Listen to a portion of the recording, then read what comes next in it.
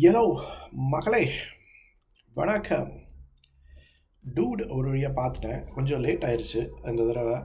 ஆக்சுவலாக இனிஷியலாக வந்து ஒரு 2-3 ரிவ்யூஸ் பார்த்தேன் ரிலீஸ் ஆன புதுசில் என்ன லாஸ்ட் வீக்கு கொஞ்சம் நெகட்டிவாக வந்ததுனால கொஞ்சம் சரி பார்க்க வேணாம் அப்படிங்கிற மாதிரி யோசித்தேன்.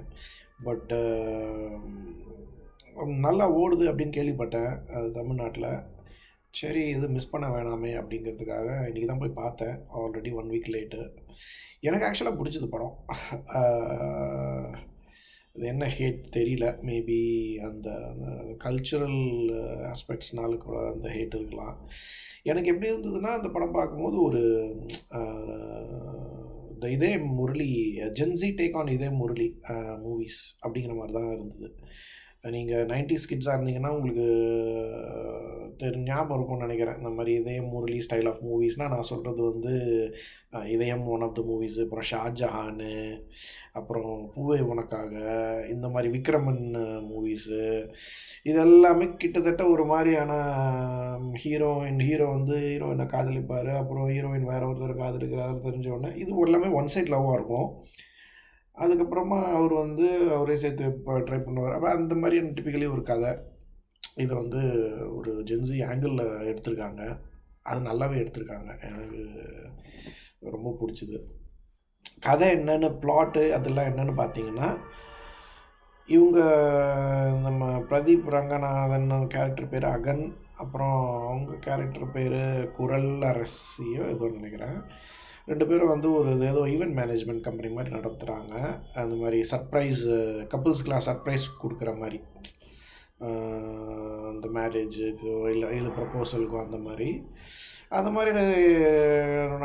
இதுபோது ஒரு தடவை இந்த குரல் இந்த மமிதா பைஜு கேரக்டர் வந்து பிரதீப் ரங்கநாத் கேரக்டருக்கு ப்ரப்போஸ் பண்ணுற மாதிரி ஆயிடுது.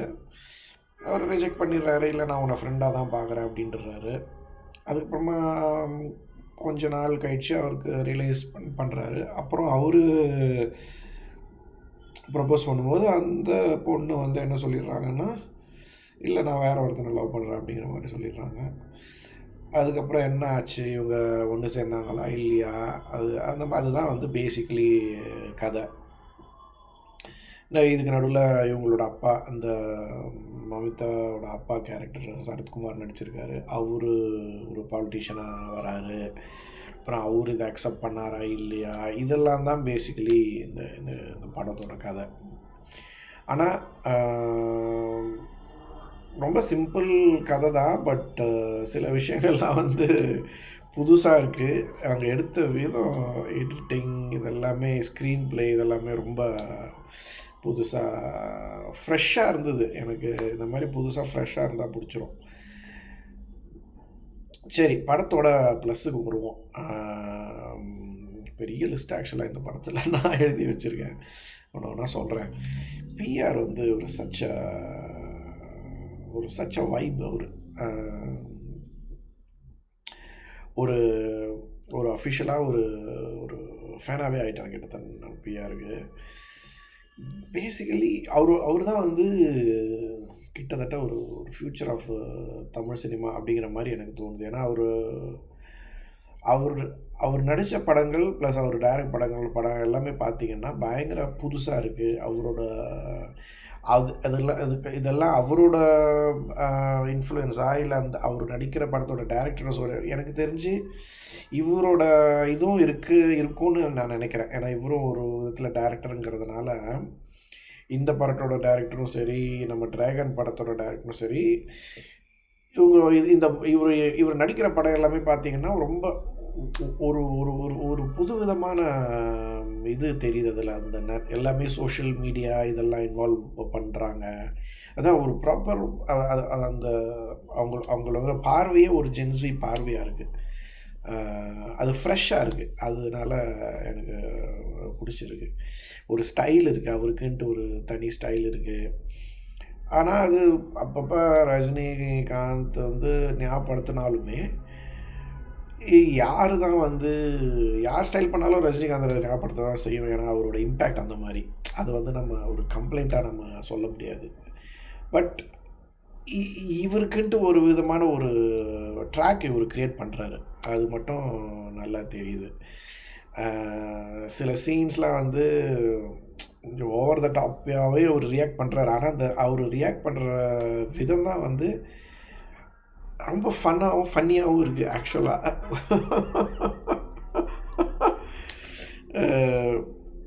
எனக்கு பர்சனலாக பிடிச்சது என்னென்னா, ஒரு ஒரு ஒரு விதமான அவர் he doesn't take himself very seriously. அது ஒன்று. ஒரு ஒரு ஒரு நான்ஷாலன்ஸ் இருக்குது அவரோட இதில். அவர்கிட்ட ஏதோ ஒன்று அது எக்ஸ்பிளைன் பண்ண முடியாத ஒரு விஷயம் இருக்குது, அது என்னன்ட்டு சொல்ல தெரியல. அதனால தான் நான் அடிக்கடி இந்த ஷெனு சேக்வான்னு சொல்லிட்டு இருக்கிறது. அது அது ஒரு இன்எக்ஸ்பிளைனபிள் கைண்ட் ஆஃப் குவாலிட்டி அவர்கிட்ட இருக்குது. ரொம்ப பிடிச்சிருக்கு எனக்கு. செல்ஃப் டெப்ரிகேட்டிங் ஹியூமரு, அதுவுமே வந்து ஜென்ரலாகவே இந்த ஹீரோவாக நடிக்கிறவங்களுக்குலாம் அது அவ்வளோ பண்ண மாட்டாங்க, ஏன்னா இமேஜ் ஸ்பாயில் ஆகும் அப்படிங்கிற மாதிரி. பட் இவர் அந்த மாதிரி இதிலேருந்து வரல. இவர் வந்து பாய் நெக்ஸ்ட் டோரு, ஏன்னா ஆல்ரெடி ஒரு இதிலலாம் கூட நான் பார்த்தேன், டிஸ்கிரிமினேஷன் பண்ணுற மாதிரி, நீங்கள் ஹீரோ மெட்டீரியல் இல்லை அப்படிங்கிற மாதிரி ஏகப்பட்ட பேர் அவர் காதில் படுற மாதிரியும் அவர் மூஞ்சிக்கு நேராகவுமே சொல்லியிருக்க வாய்ப்பு இருக்குது. அதனால் அவர் அந்த இதிலேருந்து வராதனால அவர் செல்ஃப் டெப்ரிகேட்டிங் ஹியூமர்லாம் நிறைய இன்கார்பரேட் பண்ணுறாரு. அது ரொம்பவே நல்லா இருக்குது. ஒரு முக்கியமாக ஒரு சீனில் ஒன்று சொல்லணுன்னா, ஒரு டிண்டர் டேட் கூட ஒரு சீன் இருக்கும். அதில் அந்த பொண்ணு என்ன சொல்லுவாங்கன்னா, நீங்கள் ஃபோட்டோவில் பார்க்க நல்லா இருந்தீங்க, நேரில் பார்க்கறதுக்கு சுமாராக தான் இருக்கீங்க அப்படின்வாங்க. இவர் வந்து அதுக்கிட்ட ஒழுங்காக பாருங்கள், ஃபோட்டோலேயே சுமாராக தான் இருப்பேன் அப்படின்றாரு. அதான் அந்த மாதிரியான ஒரு செல்ஃப் டெப்ரிகேட்டிங் ஹியூமர் அவர்கிட்ட இருக்குது. அவரோட படத்தில் எல்லாத்துலேயுமே அது இருக்குது. அது எனக்கு ரொம்ப பிடிச்சிருக்கு. பட் இவர் வந்து இவரோட சீன்ஸை சீரியஸாக எடுக்கலனாலுமே இவரோட ரோலை ரொம்பவே சீரியஸாக எடுக்கிறாரு, அது மட்டும் நல்லா தெரியுது. ஏன்னா அவரோட ஆக்டிங்கில் வந்து எந்த விதமான குறையும் சொல்ல முடியாது. ஃபார் எக்ஸாம்பிள் இந்த படத்தில் ஒரு சீனில் வந்து பாத்ரூமில் வந்து ஒரு அழகிற மாதிரி ஒரு சீன், அது செம்ம ஆக்டிங். அது ஒரு மாதிரி நெகிழ்ச்சியாக இருந்தது அந்த ஆக்டிங்கு. அந்த திடீர்னு மாறுறது, திடீர்னு அது ஒரு மாதிரி ஒரு நல்லா பண்ணியிருந்தாரு. உண்மையிலேயே ரொம்ப பிடிச்சிருந்தது. அது எப்படியோ அவர் வந்து அவரோட கேரக்டர் மூலமாக அவர் கேரக்டர் மேலே சிம்பத்தைஸ் பண்ண வச்சிடுறாரு அவர் பிரதீப் ரங்கநாதன். இது வந்து கான்ஷியஸாக அவர் சூஸ் பண்ணுற கேரக்டர்ஸ் அந்த மாதிரி இருக்கா, அது என்னன்னு தெரியல. அது ஒரு பெரிய ப்ளஸ். ஏன்னா வந்து ஆடியன்ஸோட நீங்கள் ரிலேட் ஆகணுன்னா அதுவும் ஒன் ஆஃப் த வேஸில் எனக்கு சிம்பத்தைஸ் பண்ண ஆரம்பிச்சிட்டாங்கனாலே ஓகே, இந்த கேரக்டருக்காக ஒருத்தங்க நம்ம ஆடியன்ஸ் வந்து ஒரு விதமாக ஃபீல் பண்ணுறாங்க அப்படின்னா அதுவே ஒரு பெரிய வின் தானே இந்த இதுக்கு. அதுவும் இல்லாமல் அவர் வந்து அவரோட சாய்ஸ் எல்லாம் பார்த்தீங்கன்னா ஒரு டிப்பிக்கலி இந்த சிட்டி பாய் டைப்ஸாகவே இருக்குது அவரோட நடிக்கிற படங்கள் எல்லாமே. அதனால அந்த ஜென்ஸிக்கெலாம் வந்து நல்லா ரிலேட் ஆகுதுன்னு நினைக்கிறேன். அது கூட ஒன் ஆஃப் த ரீசன்ஸாக இருக்கலாம் அவர் வந்து இவ்வளோ அவர் படங்கள் சக்ஸஸ்ஃபுல்லாக ஆகிறதுக்கு. அதுவும் ஒன் ஆஃப் த ரீசன்ஸ். ஏன்னா அவரோட படங்கள்லாம் ரூட்டடாக இருக்குது. பட் ரூட்டட்னா not in the sense like இந்த rural village life, rooted in the Indian city life kind of இது லேண்ட்ஸ்கேப். அவர் அந்த மாதிரி கேரக்டர்ஸில் தான் நடிக்கிறாரு.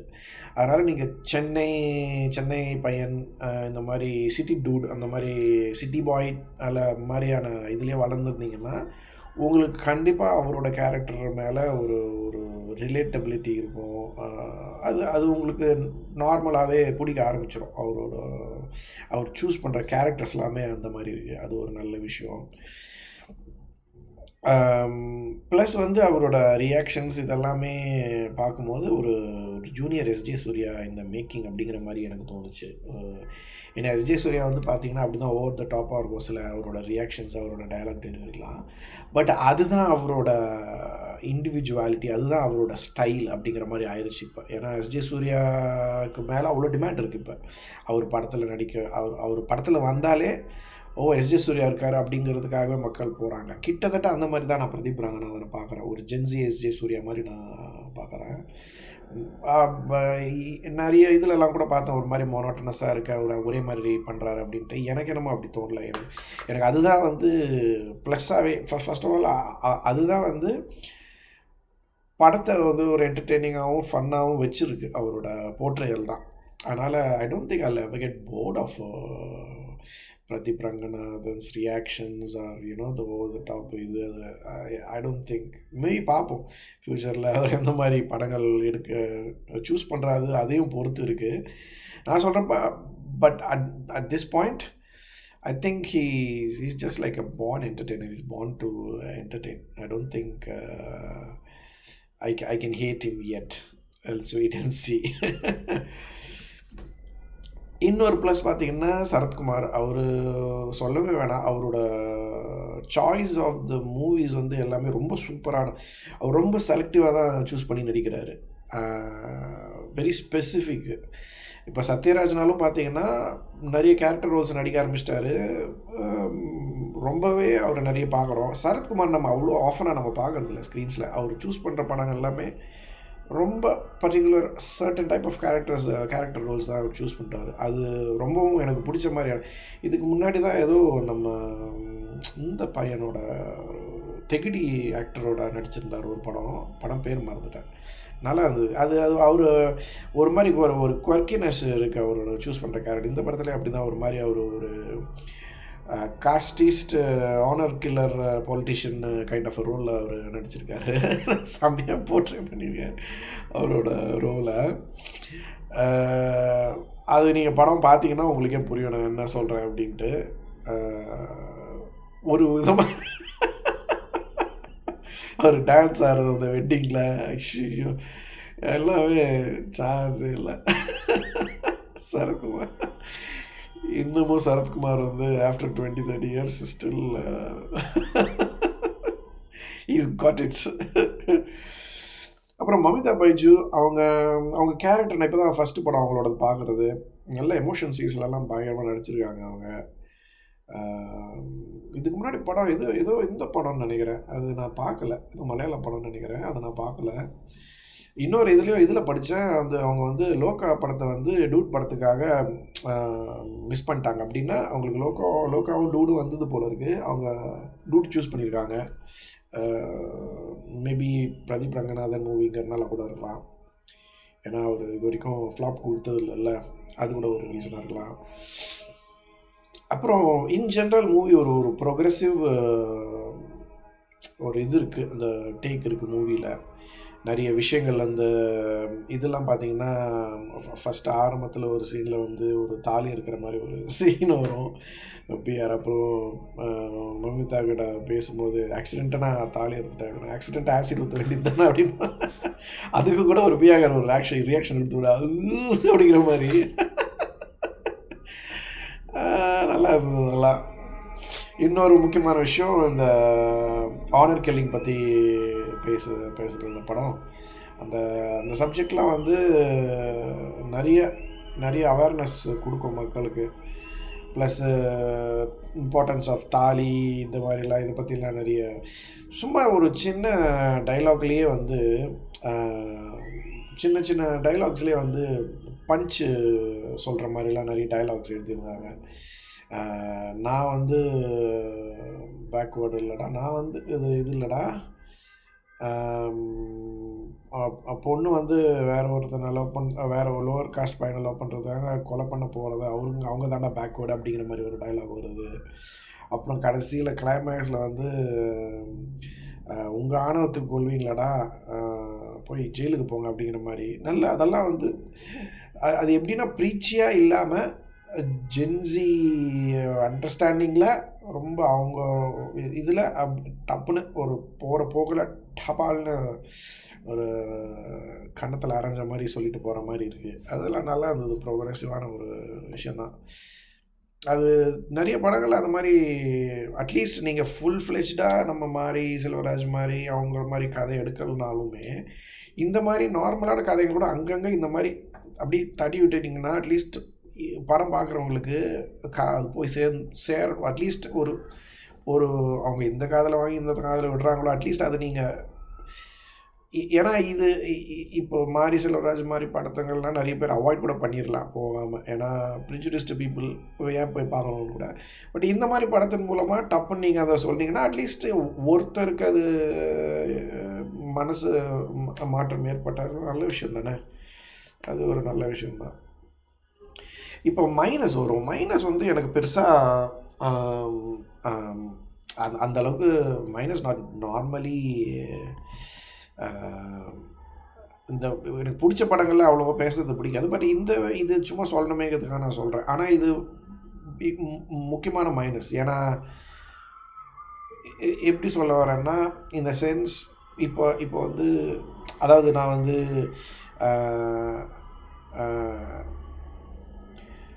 இந்த மாதிரி பண்ணிடக்கூடாது, இது தாலி இம்பார்ட்டன் அந்த மாதிரி ஆங்கிளில் நான் மைனஸ்னு சொல்லலை. But just story character study அந்த விஷயத்தில் அந்த ஆங்கிளில் சொல்கிறேன். இப்போ வந்து இந்த மமிதா பைஜோட கேரக்டர் வந்து ரொம்ப வருஷமாக பிஆர் கேரக்டர் லவ் பண்ணுற மாதிரி சொல்கிறாங்க. அதுக்கப்புறமா ப்ரொபோஸ் பண்ணுறாங்க. அப்புறம் ரெஜிஸ்ட் ஆன உடனே பயங்கர டிஸ்டர்ப் ஆகிறாங்க. அப்புறமா எங்கேயோ வெளியூருக்கு எங்கேயோ போயிடுறாங்க. அதுக்கப்புறமா 1 இயர் கழிச்சு வராங்க. இஸ் ஆஸ் இஃப் வந்து அவங்களுக்கு கம்ப்ளீட்டாக இப்போ சுத்தமாக ஃபீலிங்ஸே இல்லை அப்படிங்கிற மாதிரி வருது பிஆர் மேலே. ஹியூமன்ஸ் ஆர் நாட் லைக் தட்ல. ஹியூமன்ஸ் ஆர் லைக் ஒன்றா உள்ள ஆன் ஆஃப் ஸ்விட்சாக நம்ம வச்சுருக்கோம். ஏன்னா அவ்வளோ டீப்பாக ஒருத்தங்களை லவ் பண்ணிவிட்டு அதுக்கப்புறமா கிடையாது லவ் ஃபீலிங்ஸே வரலை அப்படிங்கிற சொல்கிற அளவுக்கு அது ஒரு மாதிரி அது கொஞ்சம் ஃபேக்காக இருந்தது. ஏன்னா இத்தனைக்கும் பிஆர் கேரக்டர் வந்து லவ் பண்ணுறேன்னு சொன்னப்புறமும் அதுக்கு ஒரு மாதிரி அது கன்வின்சிங்காக இல்லை எனக்கு. இன்னொன்று என்ன what is the reason that she is following in love this other காய்? ஏன்னா அந்த அதர் கேரக்டர் வந்து லைக் ஒரு நம்ம கவுண்டமணி காமெடி சீனில் மிச்சர் சாப்பிட்ற மாதிரி ஒருத்தர் வருவார். அந்த மாதிரி வர ஒரு கேரக்டர் என்னத்தை பார்த்து லவ் பண்ணுறாங்க? What is the reason that she fell for him?